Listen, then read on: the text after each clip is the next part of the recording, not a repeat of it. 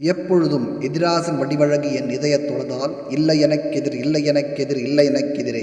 ஸ்ரீமதே ராமானுஜாய நமஹா. சியாவர ராமச்சந்திர கி ஜெய். என் அன்பார்ந்த தேசவாசிகளே, வாழ்க்கையின் சில க்ஷணம் இறைவனின் அனுகிரகத்தின் மூலமாக தான் உண்மையிலே சாத்தியப்படுவதுண்டு. இன்றைக்கு அனைத்து பாரதியர்களுக்கு, உலகம் முழுவதிலே பரவியிருக்கும் ராம பக்தர்களுக்கு இது ஒரு பவித்திரமான தருணம். எல்லா இடத்திலும் ராம பக்தியின் அற்புதமான சூழல் உள்ளது. 4 திசையிலும் ராமரின் நாமம் ஒலித்து கொண்டு இருக்கிறது. ராம பஜனையின் அற்புதமான துவனி இசைத்து கொண்டு இருக்கிறது. எல்லோரும் காத்திருக்கிறார்கள் 22 ஜனவரிக்காக, அந்த வரலாற்று நொடிக்காக. இப்போ ராம்லல்லாவின் பிராண பிரதிஷ்டைக்காக வெறும் 11 நாட்களே உள்ளது.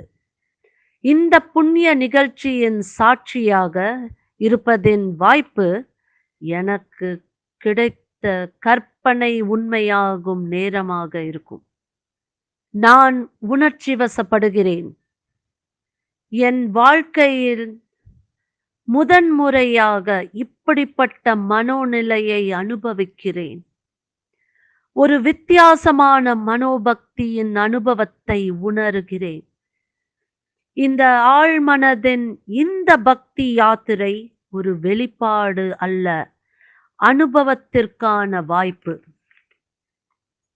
நினைத்தால் கூட இந்த ஆழ்மன உணர்வை வார்த்தைகளால் என்னால் கூற முடியவில்லை. நீங்களும் என் நிலையை புரிந்து கொள்ள முடியும்.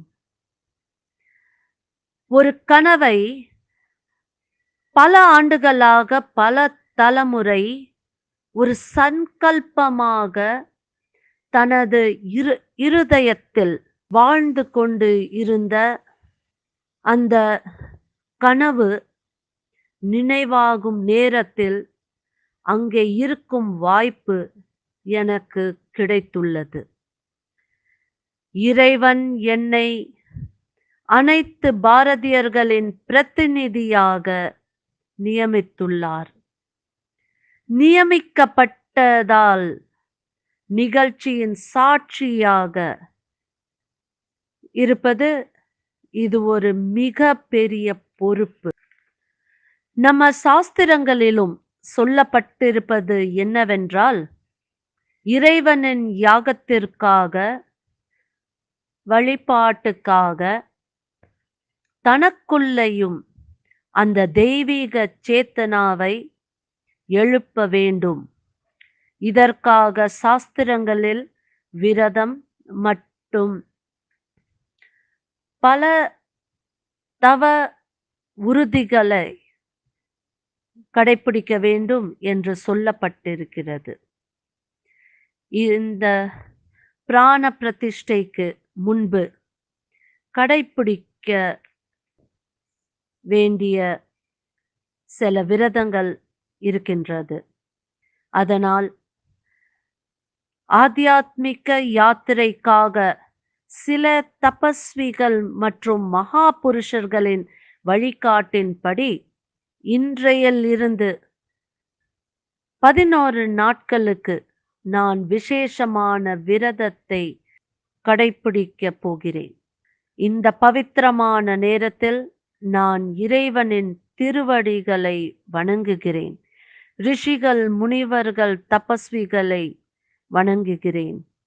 மற்றும் மனதால், வாக்கால், கர்மத்தால் என் சார்பில் எந்த குறையும் இல்லாத வகை இறைவன் ரூபமான ஜனார்தனன் என்னை ஆசீர்வதிக்குமாறு வேண்டுகிறேன்.